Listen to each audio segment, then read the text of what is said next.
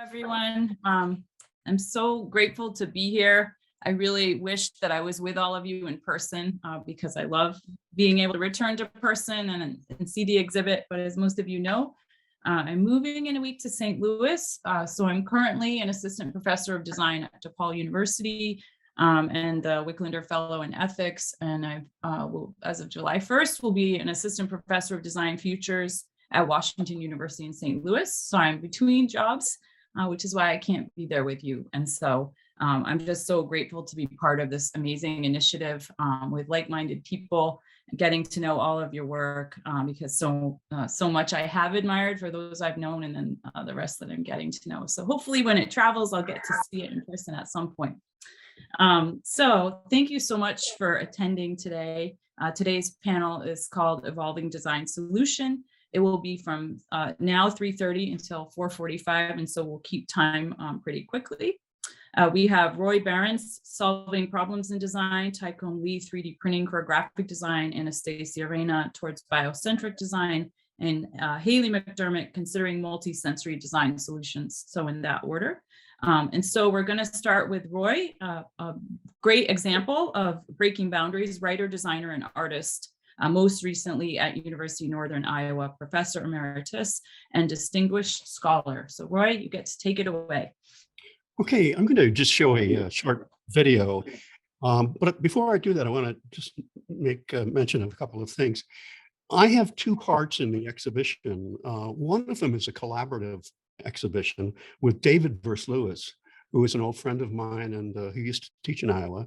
And I think it was about 2014 or something like that. He contacted me. He has an insect collection, and he began to send me scans, high resolution scans of insects. And the arrangement is that I would do something with the image, and then I would email it back to him with no feedback, and he would do something to it, and then he would email it back to me, and we went back and forth, and eventually we ended up with the 10 very large-scale montages that were done by that process that are in the exhibition. The other thing that I am showing in the exhibition is a selected number of artifacts from my research of art and nature and camouflage. And I published my first article on camouflage in 1969, and I've been publishing books and journals, journal articles all that time, and continue to research that subject. My video is really about my first love, and that was the process of teaching. As of this year, I began teaching exactly 50 years ago, and I only recently retired 4 years ago in 2018. This is quite a simple film. It's not terribly intellectual, but it's a sort of sampling of some of the things that happened when I was teaching all those years with undergraduate design students. Usually I taught all levels, but they were very often the very beginning students, the ones who were perhaps first semester sophomore, and they did some really quite amazing things. So I'm going to just have you go ahead and start the film. Thank you. All right. You didn't click the sound. I will do it again and put up there into the sound.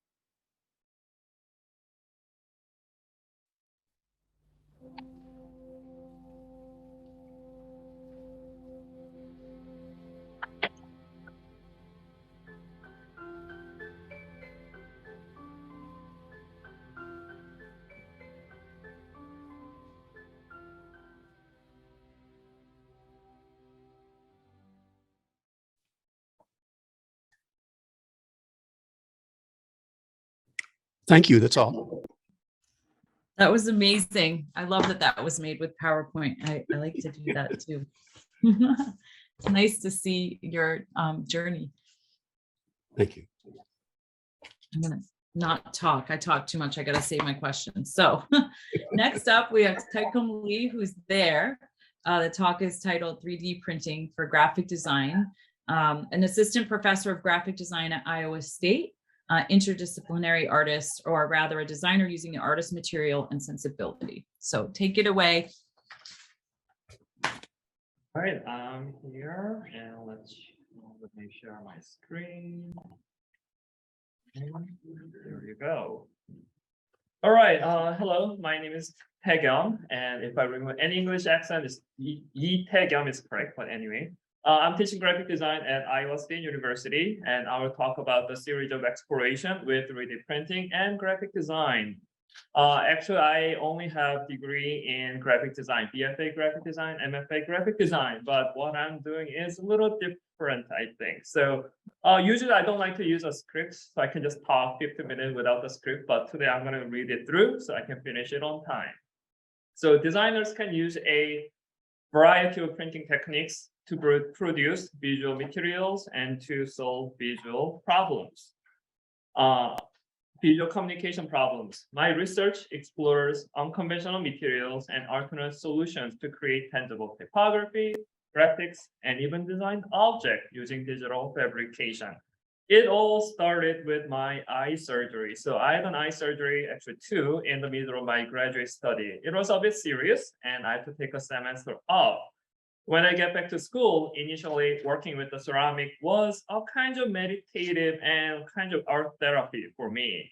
And it changes my life and practice forever. By the way, all the pieces are in this video are fired ceramic pieces. At that time, everything was done by hand. This one's writing love in cursive letter form with clay using ceramic machine, simply clay's ink in this case. I built my own machines. My 3D printers are DIY and based on open source plans. I have to find a way to properly extrude the clay. I infused 3D printing into my practice as I lost access to ceramics facility after graduation. I thought I don't need a ceramics studio or casting table if I have a ceramic printer in my apartment. These are all ceramic type as they are printed with wet clay. Some of them shows the non-linear character of the clay here. Sometimes it feels like it's the feels like a nature of the language as well, like soft status to like solid status. I've also tested different languages: Korean, Chinese, Japanese, and even Arabic, if you can read it, in terms of the history of printing and design and art and typography. Ceramic is a meaningful material, and I will talk about that soon more. Hangul alphabet, it was designed with Hangul, Korean, consonant and vowel sound. It's very modular, very systematic. It's designed based on my experience between the Korean and English. And later, it evolved as a collaborative project with Yeohyun An and Esther Jo. Both are in this room, investigating bilingual experience between English and Korean as experiential typography form. By the way, this is a selfie using the letter form and the chair. Actually, the C is the full scale chair. It's type base, not type face. So these letter forms are highly sculptural and hard to find the letter form, how to read a letter form from certain angle, but they are constantly moving. This is a large typographic sculpture, like probably the largest one I've ever tried. It's over 5 foot tall, and it's a spin, S-P-I-N, and each letter form is really spinning. You can see the piece in the gallery as well, and it was designed with parametric design tool called Grasshopper and Rhino 3D. Yes, it's printed, and it took over 100 hours to print it. Clay is an interesting material, especially the process of the reclaiming unfired clay is very fascinating. Also, it can be more sustainable, I guess, compared to the plastic material. Love is slowly dissolved underwater, and it's quite poetic. Yes, good typography could still be crystal clear, like Beatrice's word, poetic metaphor. As fine typography often disappears, playing a supporting role, typography called the invisible art. However, typography shows its physical substance in the real world as well. Clay type and every like fired designed object should be fired in a kiln. It requires two-step firing, and glaze firing reaches 2232 Fahrenheit over 1200 Celsius. Working with the ceramic material taught me how to appreciate materiality and three-dimensionality. Glazing is a fascinating and challenging process. If you took a ceramics class, probably you may understand what I mean. This piece was damaged during shipping. As when I work as a graphic designer, I don't have to worry about this, but it's very disappointing. But I also found how to appreciate it. Can you find some kind of bat or the ghost-like shape here? Later, a broken piece gave me an image of unreal cave-like images like this one. I collected over 150 now, over 200 images and make a book. So you can also find the book in the gallery as well. So why ceramics?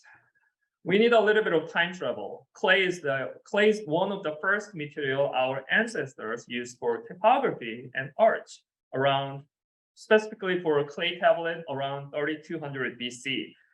Most of you know this is a clay tablet and a historic artifact called cylinder seal. So you roll it on wet clay and you can print something. It might be the high-tech printing of the time. It's an early version of my business card maker, and I can print my business card without ink and anywhere. So the embosser design went through several iterations to find the best embossing effect and better usability. You can find the embosser in the Art Loft gallery as well. And I have one here too. So this is for like this event. So it says EVGV. Then it's really 3D printed cylinder seal. As the clay was still wet, it didn't have to lay flat and could be formed differently. Later, it was glaze fired with color glazes as well. From the top left, stamp was printed with flexible material. Letter B was made with paper pulp. The it was a type planter for basil. And no hate was printed and installed across the campus. When there was an incident in Charlottesville, I was only a few hours away. It could be installed on a standard railing system, and it could be easily installed and removed. These are type bracelets and rings. When they are printed with flexible material called TPU, they are safe, durable, and wearable, very satisfying when you touch it in your hand. 3D printed bookmarks are stay at the top of the book with the unique catches. You need to make sure that letters are not crashing each other. You learned it in typography class, but for this design, I have to, against the convention, make sure letters are nicely touching. It became a class project later. This ampersand is designed with Grasshopper and 3D printed. Grasshopper is a node-based parametric design tool, runs with Rhino 3D. Rhino and Grasshoppers are widely used in educational and professional environments, architecture, jewelry, etc. Using the parameters, it allows design to be generated, 3D design, patterns, and even type. These letters are designed with different seed fonts and shapes. I personally believe materialized letters can be extended, can bring extended experience. There is a San Francisco-based startup company called Lightform developing the projected AR device. I was able to scan the surface and add additional dimension and layer to 3D printed type. So you can find the bubble letters in the gallery as well. Unfortunately, we don't have a projection right now. It's a collaborative project with Brian Barr and Matthew Wettergreen, visualization of global temperature data for over 150 years. 3D printed with temperature sensitive material and change the color when the ambient temperature is above 88 Fahrenheit. We also had a presentation for IEEE visualization a couple of years ago. This is actually the larger version with the permission by data scientists at Hawkins. Global average temperature data was visualized and 3D printed. Clearly, we have been facing climate changes over the years. This one is approximately, it's also large, and you can find it in the gallery as well. These modular pieces were exhibited during the faculty show in Illinois when I wanted people to interact with these pieces and create some patterns or something, a letter or whatever.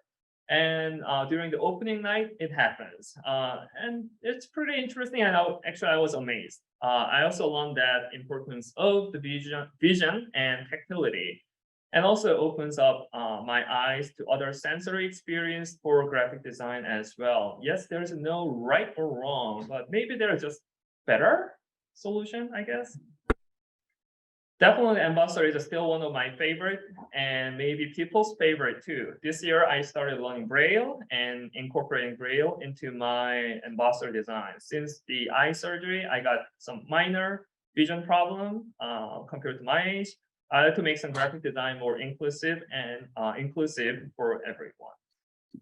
A designed object or type represents its own beauty as it is. However, the object could be also a playable toy or performative object, which is designed for a player's own winning, maybe whatever it means to them.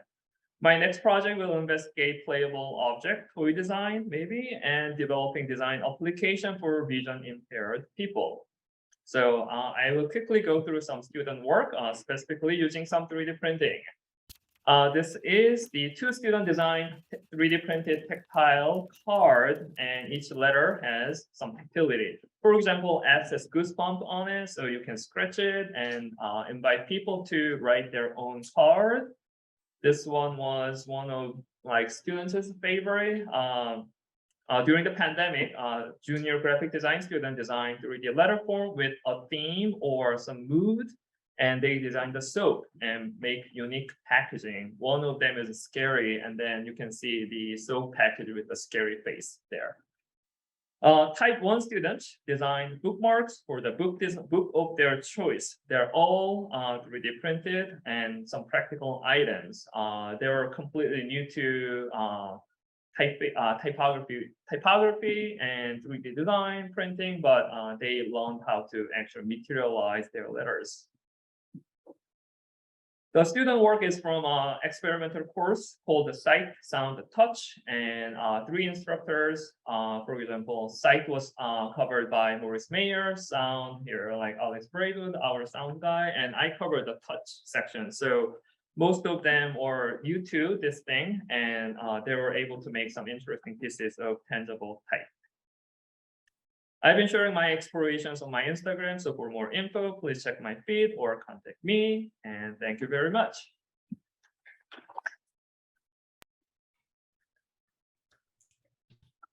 Amazing. So beautiful to see some stuff in there I haven't seen before. I feel like I've known you the longest, so I also should be able to pronounce your name right by now. That's okay. I feel like I've been trying for 2 years. It's okay. Even Korean, they will mispronounce my name too. I know, but no excuse. There's no excuses. All right. So next up, we have, I won't say princess. We have Anastasia Reina. Is that how you say your last name? There you go. Her talk is called Towards Biocentric Design.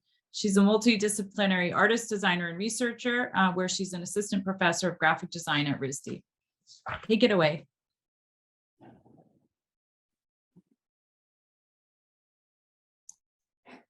Hi, everyone. Can everybody see my screen? Yes, no? Yes, we can see. Okay, great. Do you have sound or no? I'm sorry? Do you have sound or no? Yeah, no, I actually don't have sound. Okay, just making sure we weren't supposed to hear something. All right, so I'm still recovering from COVID, so if if my voice sounds weird or if I cough, I apologize in advance. Hi, everyone. My name is Anastasia Reina. I'm an assistant professor in graphic design from Rhode Island School of Design. I am also a coordinator for Nature Culture Sustainability Studies, which has over 150 students minoring in Nature Culture Sustainability Studies. And today I'll be talking about a project that I have been working with my students, a research project that we have been working on for over a year now. And the project is titled Urchin Futures. It addresses the urgency of climate change by bringing together science, local community, activism through design practice. So with rising seawater temperatures and ocean acidification, which will lead to extinction of most species on land and sea, sea urchin is emerging as one of the most promising organisms that can withstand rising seawater temperatures. And that is why a lot of scientists are really interested in studying sea urchin and also cultivating sea urchin. So securing viable features in face of food insecurity is a rather complex process. It's involving a large number of stakeholders. And here my research team designed a model for circular economy system that is urchin-centric. And the main principles of any circular economy system is designing from waste, keeping products and materials in use, and regenerating natural systems. So here we're exploring urchin as a central organism for the circular economy system in Rhode Island specifically, and also mapping out different collaborations and stakeholders that are necessary for this to happen. So one of the collaborators that we worked with was Jordan Kramer from Vinnegans Farm in Maine. There are only 3 main urchin farmers. Urchin farming is not allowed in Rhode Island, interestingly enough, and in Maine it has been overfished.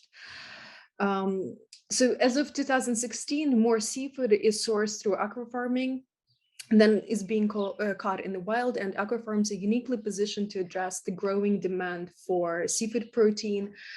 However, as they continue to become more prevalent, the need to ensure that their sustainable development also increases. So through our conversations with Jordan, we developed, he's also a biologist and urchin farmer, as I mentioned, we visualized an integrated multi-trophic aquaculture model, which is similar to polycultures, which doesn't grow just one specific organism, but this polyculture or multi-trophic aquaculture grows urchins, oysters, and kelp together in an integrated fashion to improve efficiency, reduce waste, and provide ecosystem services such as bioremediation. We also worked closely with Colleen Suckling from University of Rhode Island, and studied porous, lightweight, and protective qualities of urchin exoskeleton, its physiology and morphology. And we made use of RISD Nature Lab, which has a scanning electron microscope, which is really unusual for an art school to have. So if you ever seen an advertisement of a hair follicle, like shampoo advertisements that showcase hair follicles, this is what it's done with the scanning electron microscope. But we took it a step further. And what we did, we took images, a cross-section of urchin spike needle that gets into your food, usually. We took that at different degrees, and we pretty much utilized this kind of nanophotogrammetry method to create a 3D reconstruction of urchin spine, which is, if you imagine, like, due to its size, it would be really difficult to do with any type of digital equipment. So based on this, we also created a pattern and modularity based on the biomimicry and shell structure of the urchin. It was done in Grasshopper, and the parametric model was created that can also be adjusted based on density, distribution, node size, joint offsets, bounding shape, point grouping. So you can actually make the nano-architecture of the sea urchin malleable. So after that, we dove into exploration of biomaterials and like what can we actually do with urchin waste. And we developed a proprietary dye extraction process that separated urchin pigment from urchin shell and its spikes. And it resulted in this kind of beautiful palette of water-soluble colorants that range from pinks and blues and purples. With the leftover powder, so we grounded the sea urchin, and we were surprised to learn that urchin shell consists of magnesium-rich calcium carbonate, which is commonly mined, and the mining process greatly contributes to the environmental issues. And we, because of its chemical composition, sea urchin shells actually act as a really good alternative to dolomite. And dolomite is something that is used in ceramics. It's also used in glass blowing. It's also used in medical supplies. And so instead of mining for dolomite, we can actually replace it with a lot of urchins. So we dove into ceramics and we utilized sea urchin powder as an alternative to dolomite. And these are all of the different urchin glazes or different created based on recipes of different urchin powder compositions and percentages. And this was really exciting area of research because urchin-based biomaterials create both ecological and economic benefits and emerge as an alternative to mining and textile dyeing processes that contribute to loss of biodiversity and contamination. And developing these biomaterials allowed us to imagine a circular material cycle that utilizes the waste of the sea urchin from the seafood industry to create new applications and products. So what do we actually do with all of this research? We collaborated with scientists, collaborated with farmers. So one of the main challenges scientists face is communicating and disseminating research to a larger audience. And as designers, we're in a unique position to bridge the gap by synthesizing scientific knowledge into material research, visual communication, strategy sharing that help public to engage in local sustainability research. So we imagined or created an immersive dinner that facilitated conversation about benefits of urchin production to strengthen local economy and engage with a network of local restaurants, policymakers, and people who would actually be able to create this future or plan for this future together. So using urchin glazes, urchin clay, and urchin textiles, we created a number of ceramic objects. Here, there are over 60 different ceramic objects that were used in the dining experience, and we worked with local restaurants to create urchin-centered menus. So we have about 4 items on the menu that use uni roe as the main ingredient. I'm not sure if the video is playing. Unfortunately, it doesn't play for me, but I'll keep moving in the interest of time. So here we were working with Nikhil and Trinity, 2 seafood chefs based in Rhode Island, and developed a tasting menu including urchin kelp, urchin roe, and oysters that were grown on Jordan Kramer's Finnegan's farm. And here on the left, you see the urchin and flute kohlrabi salad, and on the right, urchin custard with oysters. And they were served in dinnerware that was made with urchin biomaterial. And this is also a final item on the dinner menu, which is urchin donuts. It sounds really odd, but it's served on a plate that was created in the beginning, as I mentioned, which is a 3D reconstruction of urchin's spine cross-section. And it's filled with urchin custard, and it's a donut.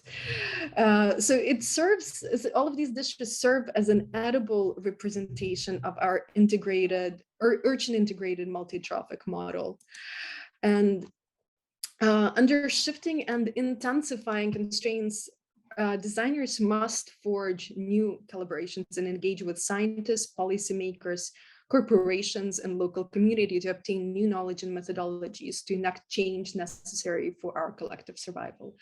Nevertheless, design has traditionally been viewed as a medium for information distribution and visualization, a stereotype that debases the designer's role in these new constellations of collaborations that can be created. So our project Urchin Futures is still in progress. We have yet to put a full-on dinner. There are a number of difficulties that are associated with that, but hopefully it illustrates how design can help forge new partnerships and cultivate a sense of engagement and help us explore our relationship to local environment, science, community through food, which is a universal language that unites objects, materials, systems that are interconnected to facilitate the collective design of the future. Thank you.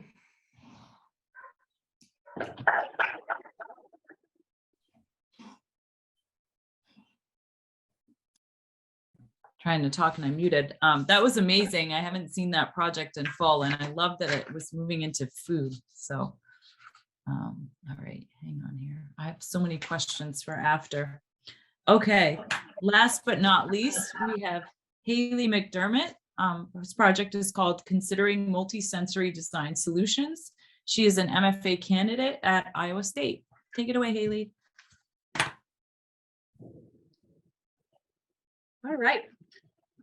Okay, so like Heather just said, my presentation is entitled Considering Multisensory Design Solutions, Developing a 3D Printed Prototype for Sensory Play Experiences. Yeah, share the screen. Sorry. Oh, sorry. Oh, sorry. It was an unimportant first slide. No.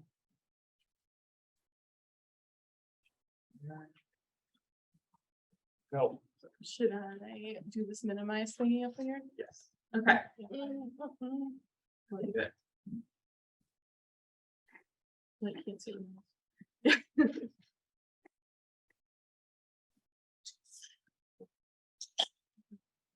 Okay, perfect. Are you ready? All right, are we good?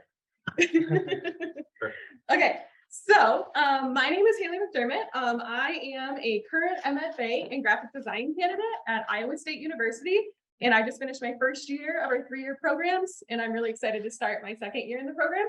I'm expected to graduate in May of 2024 after completion of my thesis.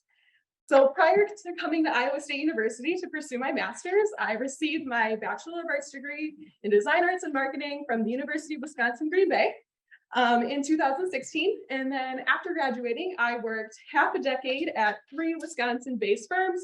One of them was focused on traditional marketing, one was more digital marketing based, and then the last was retail marketing based with an emphasis on experiential design work. I am also a former speech therapy user and a current mental health care advocate, which makes sense for the presentation. So time for a really quick story. So up until recently, I never imagined that I would be in graduate school studying to eventually realize my dream of becoming a professor of higher education. So from the moment I began to coherently speak, I developed a stutter, and like any kid with a difference amongst their peers, it was quite debilitating. I was mocked and teased, and school became a place I could not wait to leave each and every day. So an integral part of my growth into the person I am today, with the ability to give a presentation like this to you all, was the speech therapy I received at my elementary school.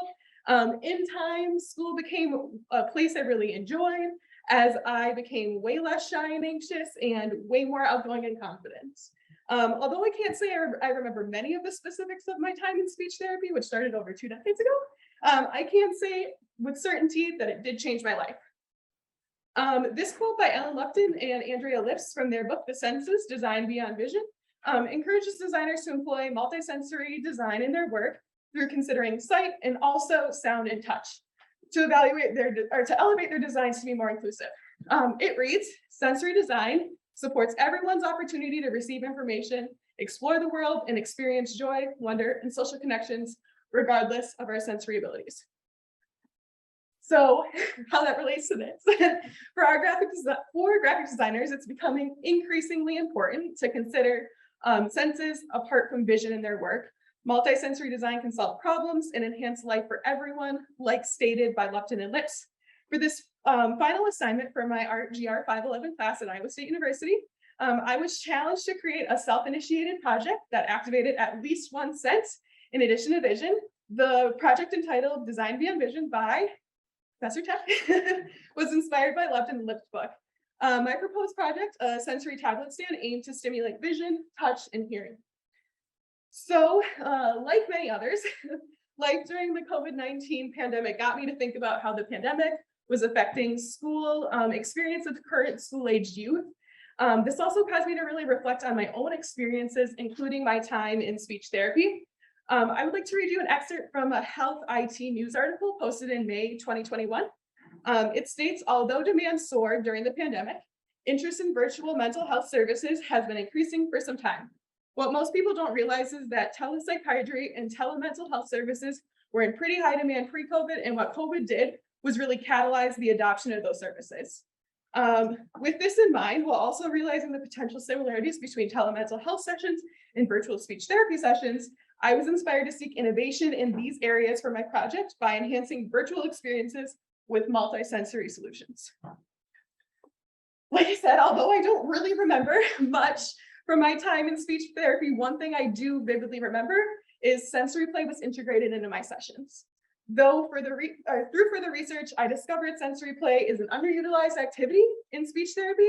And with virtual appointments and at-home speech therapy apps becoming increasingly more popular for children in the wake of the COVID-19 pandemic, my project aimed to amplify these experiences through creation of a tablet stand that integrated 3 sensory play experiences. Before I get into those specifics of what I integrated in my project, I first quickly want to explain what sensory play is. So, sensory play is defined as activities that stimulate one or more of the child's senses, including touch, taste, smell, sight, hearing, vestibular, and proprioception. It also engages the child to build a wide range of skills, including speech and language. So the following are 3 sensory play activities that I drew inspiration from in my research. Tracing boards or tiles are typically made of wood. They often come with a stylus and are meant to be used by tracing the letter forms or shapes. They offer multi-sensory platform for young children to get to the grips with the basics of learning to read and write, while also helping with fluidity of speech. And the whole fluidity of speech thing was super, super important for me when I was in speech therapy. A sensory bin is simply a small tub or container filled with objects that have different textures for the child to explore. And lastly, sound tubes are in essence rattles that make different noises when shook or moved that help children connect with the auditory world around them. So I designed and developed a 3D printed tablet stand prototype that integrated those sensory play experiences. So this is the final prototype design. It was inspired by geometric children's block aesthetic, and it provides an engaging experience for the intended audience, which is children ages 5 to 12 years of age who attend virtual speech therapy sessions or use at-home speech therapy apps. The 3D printed prototype was printed with 5 different colors of PLA filament and was designed to accommodate various case thicknesses and device sizes. So in my process, several 2D letterforms were designed and used to create 16 dual-sided tracing tiles, which is one of the 3 sensory play experiences that I integrated. Both lines and geometric shapes were used to create visual variety in the letterforms. The typography tiles used a modified version of monotone, but the geometric shape letterforms were entirely designed by me. And here is a video of the tracing tiles in action, if I can get it to play.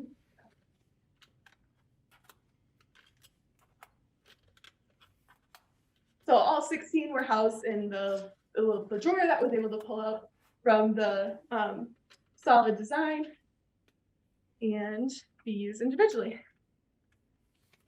And you'll notice when I set the stylus down, that one was used with color changing material, which I thought was kind of an added unique element to that design.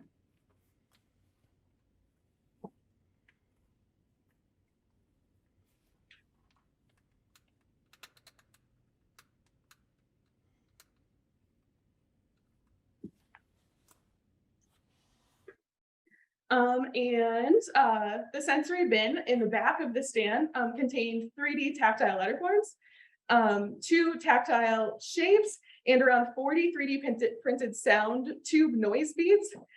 Different bumps, ridges, and scoops of the printed designs provided the user with unique touch experiences when they were able to play with each letterform. And the diverse shapes of the beads give the sound tubes different pitches, providing a unique auditory experience when shaking each tube. The sensory bin and sound tubes are the final 2 sensory play experiences that were integrated into the design. And here is a video of all of those objects being removed from the bin. I wanted to make the objects large enough that they would poking hazard, and the same would go for the sound tubes. They would, and wouldn't be able to win, so children couldn't poke on the small pieces that make their sounds.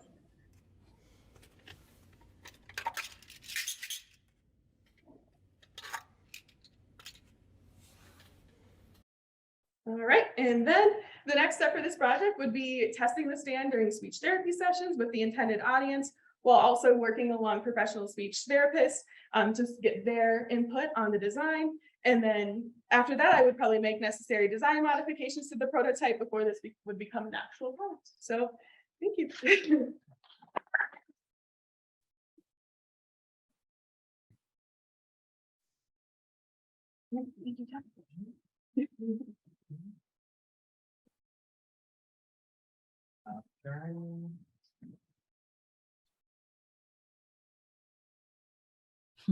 All right. Thank you so much, Haley. That was amazing. I feel like it's so fun. We've seen the pictures of the exhibition, but now to see, I don't know, hear people talk about the collective work and then see students of people in the exhibition. It's really beautiful. And then even seeing in the chat, people talking about connections and students and influences. It's just really beautiful. And I feel so happy having seen the last panel and now seeing this one, and just seeing the power of narrative and the power of everybody kind of working across boundaries. With these 4 talks, I mean, it's pretty striking just to see the power of designer as inventor, and it makes me think about how so often now we're mediators. And so when we work or at least when I work in industry, people have pretty fixed mindsets. And so we now play the role of helping people think outside the box. I hate that term, but you know, and so you can see it, I think, in everybody's work here, which is really beautiful. And then also obviously working across mediums. So I have lots of questions, but I'm going to hold mine and just see what the panelists have questions for each other, or people in the audience have questions. I don't know if I saw any in the chat. Let me have a look. Yeah, nothing specific yet. Everybody's just saying how awesome it is. Ready in the room.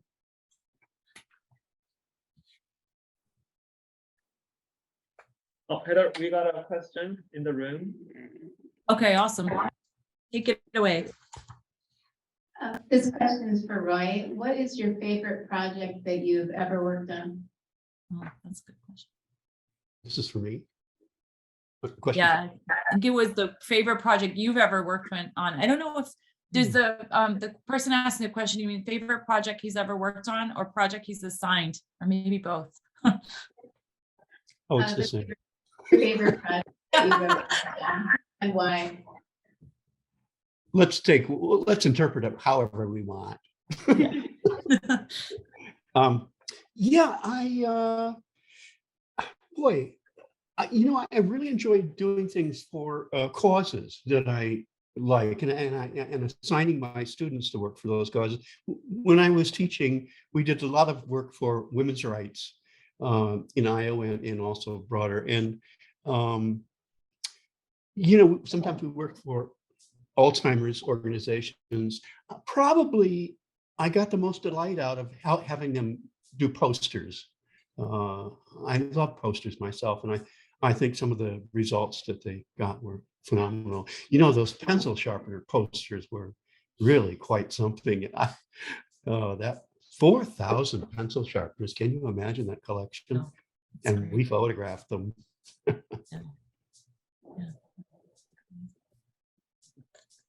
It looks like, did I say Jonas? You have a question for Haley? I don't know if they're- Can I ask? Can you hear me? Yep. Haley, you killed it. I love Aw. the presentation. Beautiful. Like I was wondering just to ask about the speech therapy. I'm kind of new. So does your project could be also helpful for people who have Alzheimer or dementia in order to, it could be applied in art therapy. So what do you say? Yeah, so like the idea of like sensory play is great for multiple different avenues. It's great for kids that are, you know, dealing with a range of issues.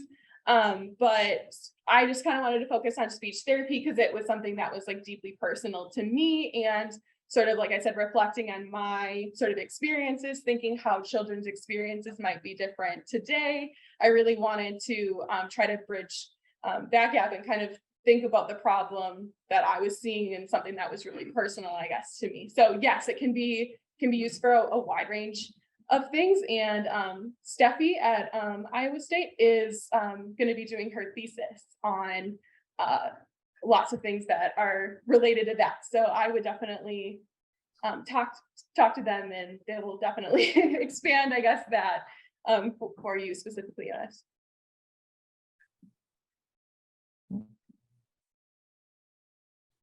Are there other questions in the room? I can't see. We got one more here. Okay.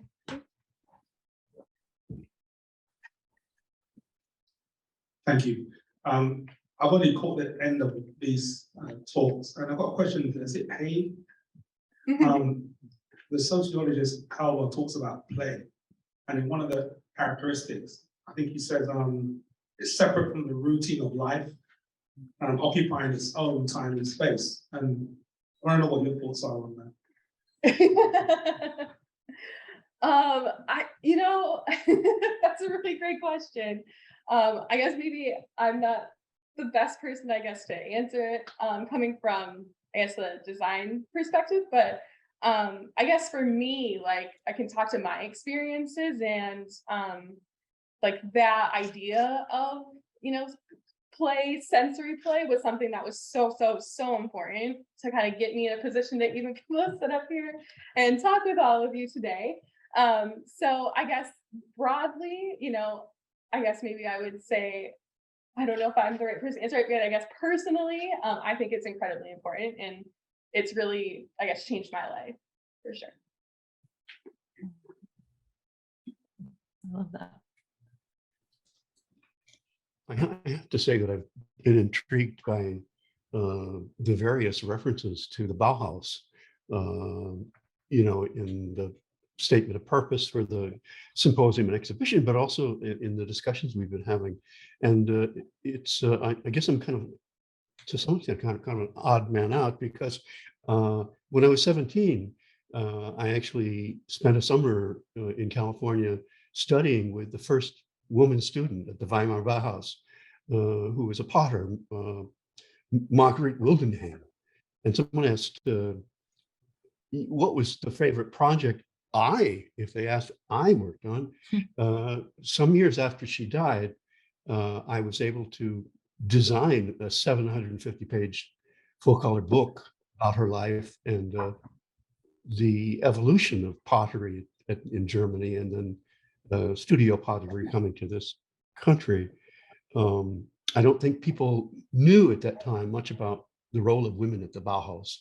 And they have stereotypes about the Bauhaus. Everyone thinks of it as being Mahalie Nage or Joseph Albers. She was quite a different person and quite interesting. The book, if you're interested in it, I'm not the author. It's called Marguerite Wildenhain and the Bauhaus. So. Can you spell her last name in the chat? Oh, okay, good. Yeah, I would love to see that. That sounds amazing.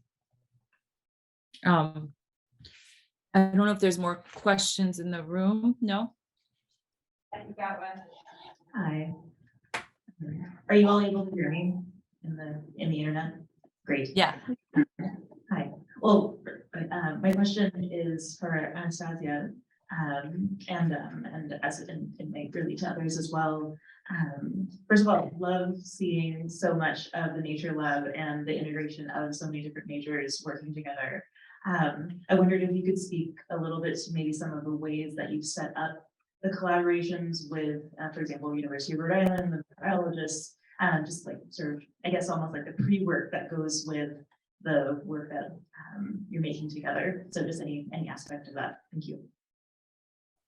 Yes, thank you for the question. I think like the legwork that goes into putting together a research group is, and finding funding for all of it takes longer than the actual research.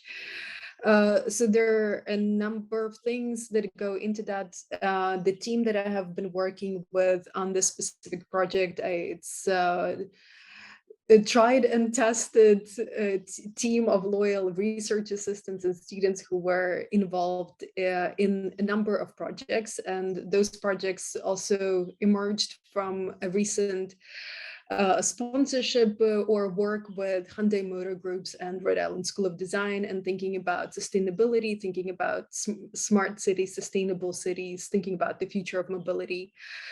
So once we have a kind of a prompt or we have funding, then I bring together a team of students. And it's really important to me to have students from a number of different backgrounds. And this is where you kind of try starting putting together different qualities or perhaps even skills that students bring. And maybe I don't necessarily have a clear view of what the project is going to end up, but I do usually have clear outcomes that I'm aiming for. And that really helps with choosing students who would be working on the project. When dealing with scientists, it also usually comes from student interest, research interest. So for example, there are students who were interested in really diving in and working with urchin farmers. So then we kind of, from working with Colleen Suckling, she directed us to Jordan Kramer, and she directed us to another person in the University of Maine. So usually people who are in really small kind of research interest areas, they know each other. And once you get into that network, you kind of get to know people who are involved in this. Then after working with chefs, I also made a connection with a nonprofit. It's called Eating with the Ecosystem, which is amazing. And they work on educating local communities about climate change and also eating like a fish, which is kind of fascinating. So it's definitely a fascinating part of the research, putting these teams together, creating connections, and creating those opportunities for students, and finding ways that we can work together. And also breaking stereotypes of like what scientists think about designers, because usually they think about like that we just visualize information, but we can actually participate in the actual research. So that takes a lot of time.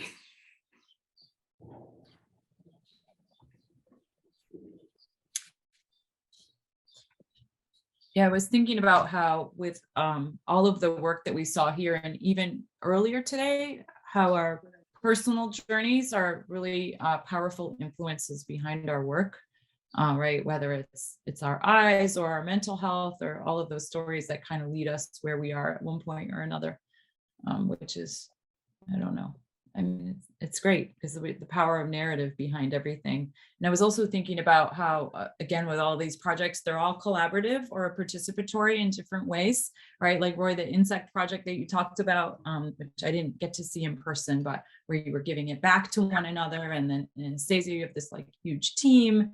And then the pieces like in Typeforce Art Museums where they get to work with all the pieces. And then of course, Haley's. So the other thing I was thinking about, and this is a question really for everybody here, is even after all these years, it's so challenging to explain to outsiders what we do. and to break all the stigmas with that, right? And so sometimes it's easier than others, but especially as we move forth across boundaries and into different spaces, I think to articulate the power of design and how we are mediators and collaborators and inventors and imaginaries, right? Like designer becomes sometimes not enough to encompass everything that we're doing. So anyway, just some random comments for people to respond to. And I put a question in the chat too.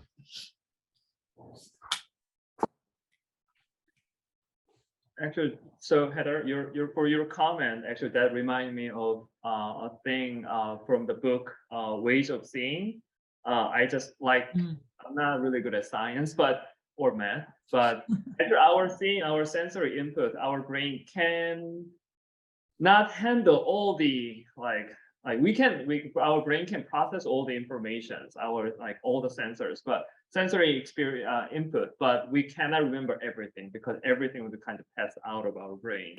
So the book Ways of Seeing, it says we only seeing the relationship between us and like something. So like although we are seeing something, but like if it's not related to us, it's kind of we are not remembering anything anyway. So it's special to like certain people, but it may not be special to other people as well. So maybe I don't know the answer, but for other people, like let them create a relationship between something to themselves. So maybe they can understand or find some interest in that one. I don't know, but like just your comments remind me of that. Oh yeah, that we help provide ways of seeing. Is that what you're saying?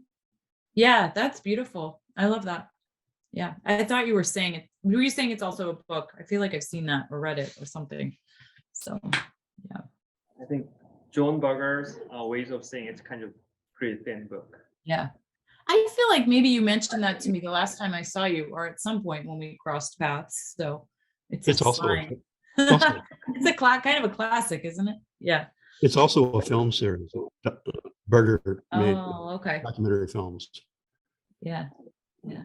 Oh, that's right. That's right. That makes sense. I mean, do any of the panelists have questions for each other or kind of like responding to each other's work?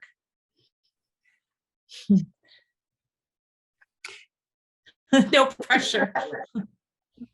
For anesthesia, so it was very interesting. You also work with some ceramic material. So I just curious about like, I'm not from like the background. So I only took a couple of ceramics elective courses when I was an undergrad. So how was your experience working with ceramics, especially glaze? It's not like, CMYK or RGB. It's sometimes nonsense. I mean, for us, it's chemical reaction. So how was your experience or your students' response to glaze color outcome? Mhm. Or I think your experience, you're a lot more advanced than I am. Because we just pretty much it was a graphic designer and two industrial designers walking into a ceramics department. So that was pretty much like the beginning of our summer, and we ended up in this room that was filled with different powders, and it was just like being in a chemistry classroom. And it was fascinating because you can make all of these things happen by mixing all of these different powders and just by utilizing different temperatures. So it was definitely fascinating. I think it opened up my eye on ceramics and what it can actually do, and how maybe disengaged the graphic designers are with material processes. Like we know paper, but I think like engaging with material processes really gives us an insight into all of the different supply chains and all of the different systems that are involved in the creation of that specific mineral or that specific material. And I think that is, especially when we're thinking in ways or finding ways of trying to connect different points of production. And I think it's super important to engage with material itself and know where it's coming from. And that's something that graphic designers don't do enough. And that's rather sad. So I'm learning a lot from industrial design. I'm learning a lot from ceramic students. It's been a fascinating process. And I think it's I think one of the things that one of the ceramic MFA students taught me is that design or art is a degree of control. So for example, if graphic design and architecture is the maximum degree of control, then ceramics is at the complete opposite end of the spectrum, because you never know what will come out, if anything will come out at all. And just kind of seeing what happens in this process of firing and glazing and creating ceramics. So it's definitely unpredictable, and you kind of have to go with it. There were a lot of moments where it was just like, oh my God, this is not happening. It looks so ugly. I mean, I didn't show the pictures that look really ugly, but no, it didn't look ugly, but I can't say that. But there were definitely a lot of points of frustration because of how controlled graphic design is and the outcomes that we already know that we will receive, as opposed to glaze or ceramic process that you obviously hardly ever have control over. I was thinking about in Roy's presentation, the student film that was made with PowerPoint, I really loved because I actually use PowerPoint and encourage my students to use that a lot. Because and then thinking about the early days of art school, like your first drawing class where they say draw with your feet, or use a fork to draw, or use a stick to draw. And so we're immediately like learning how to use things in new ways, right? And of course, I feel like, again, on this panel, we're all encouraging our students. It's not about the tools. You can rethink the tools. You just have to get to your ideas, or be immersed in the process of making and discovery, which is really beautiful. And so I feel like, again, everyone on this panel was doing that, and just sort of the reminders of how beautiful it is that we learned that in our discipline, and then are breaking free from it even more. So I know we only have 2 more minutes, so I just want to be mindful of time and kind of see if there are any more comments or questions from the room or anybody who's here before we wrap up and go on the fancy tour. I gave the PowerPoint film problem a long time ago, like 2006. Oh, the date on it is so amazing. Yeah, and so there were very few animation programs available to us at that time, and I purposely I required them to use software that isn't supposed to be used for animation. Yeah, And it was a great frustration for them. But the results were really astonishing. That was one of the best. There were others that were quite good too.